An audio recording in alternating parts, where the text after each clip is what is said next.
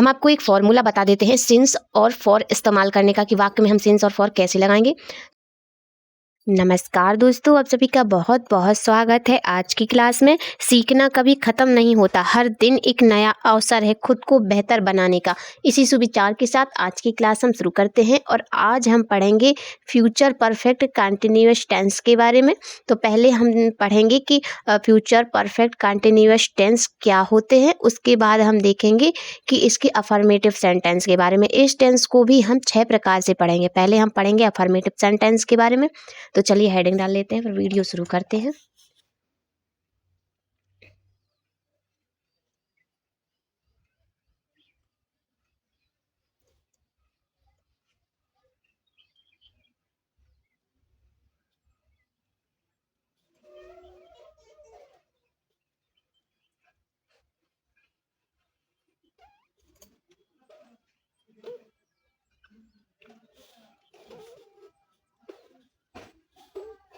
Future perfect continuous tense, इसको हिंदी में हम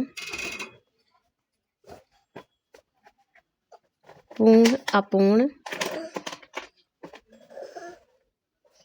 भविष्य काल कहते हैं। ठीक है, तो पहले हम इसकी डेफिनेशन देखेंगे, फिर हम पढ़ेंगे इसकी अफर्मेटिव सेंटेंस के बारे में।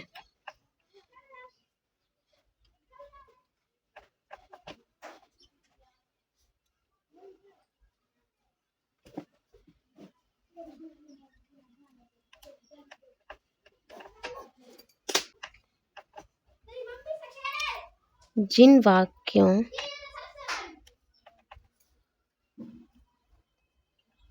के अंत में रहा होगा, रही होगी,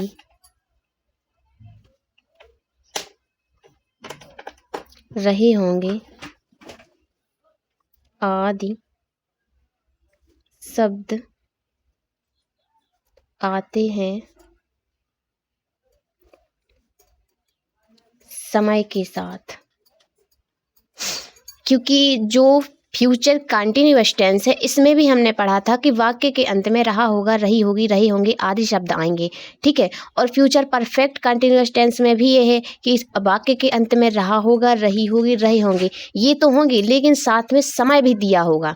अगर समय के साथ रहा होगा, रही होगी आएंगे तो फ्यूचर परफेक्ट कंटिन्यूअस टेंस कहलाता है। तथा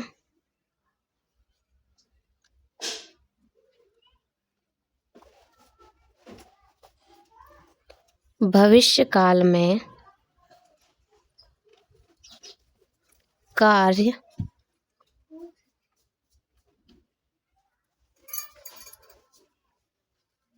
समय के साथ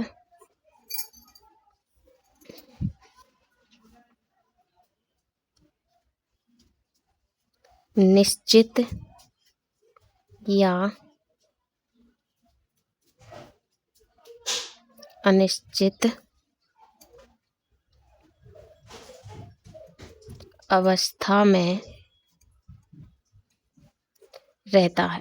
ठीक है, समय जो होगा, समय तो दिया होगा, लेकिन या तो निश्चित समय होगा या अनिश्चित समय होगा। लेकिन जब हम इसको ट्रांसलेट करेंगे तब हम बताएंगे कि निश्चित समय दिया हो वाक्य में तो उसे हम किस तरह से ट्रांसलेट करेंगे, और जब वाक्य में अनिश्चित समय होगा तो उसको हम किस तरह से ट्रांसलेट करेंगे। ठीक है, तो ये हमारी डेफिनेशन हो गई।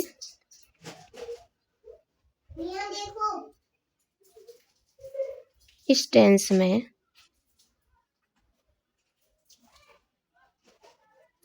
दो सहायक क्रिया होती है।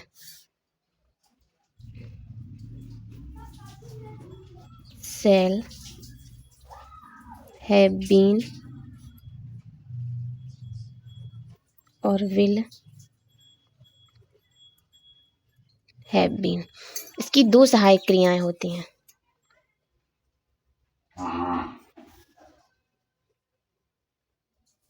मुख्य क्रिया में ing लगाते हैं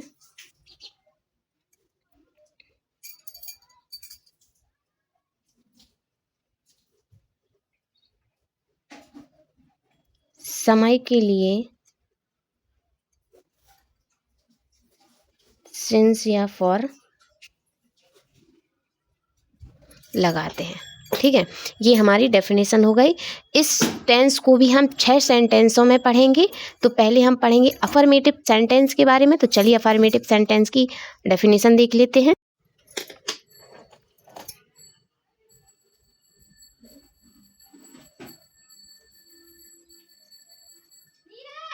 अफर्मेटिव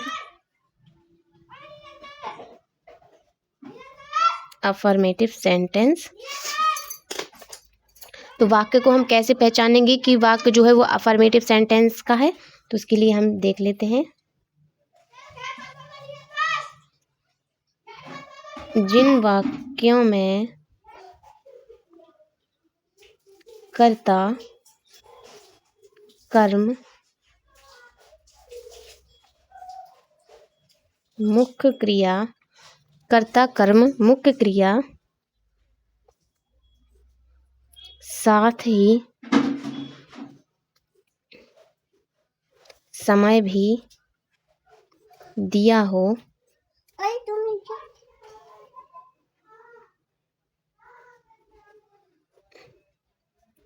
अफर्मेटिव सेंटेंस कहते हैं। ये अफर्मेटिव सेंटेंस की जो है डेफिनेशन हो गई। वाक्य को ट्रांसलेट करने का।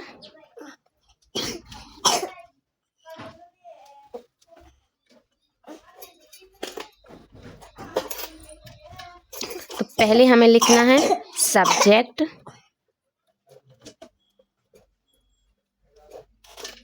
सब्जेक्ट के बाद लिखना है हमें शैल हैव बीन या विल हैव बीन, ये हमारी हेल्पिंग वर्ब है। उसके बाद हमें लिखना है मेन वर्ब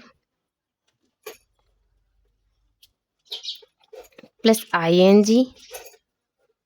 उसके बाद लिखना हमें ऑब्जेक्ट, ऑब्जेक्ट के बाद लिखना हमें सिंस या फॉर, जो समय के लिए दिए गए समय के लिए समय दर्शाएगा। उसके बाद लिखना है टाइम। उसके बाद लिखना हमें अदर वर्ड। यहाँ देखो एग्जाम्पल भी देख लेते हैं।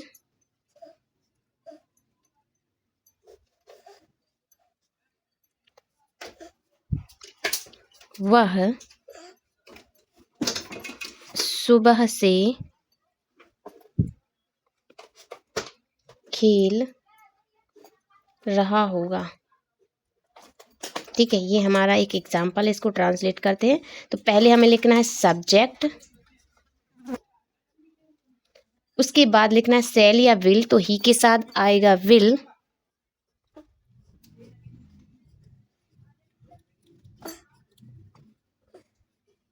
उसके बाद आएगा मुख्य क्रिया, मुख्य क्रिया है खेलना,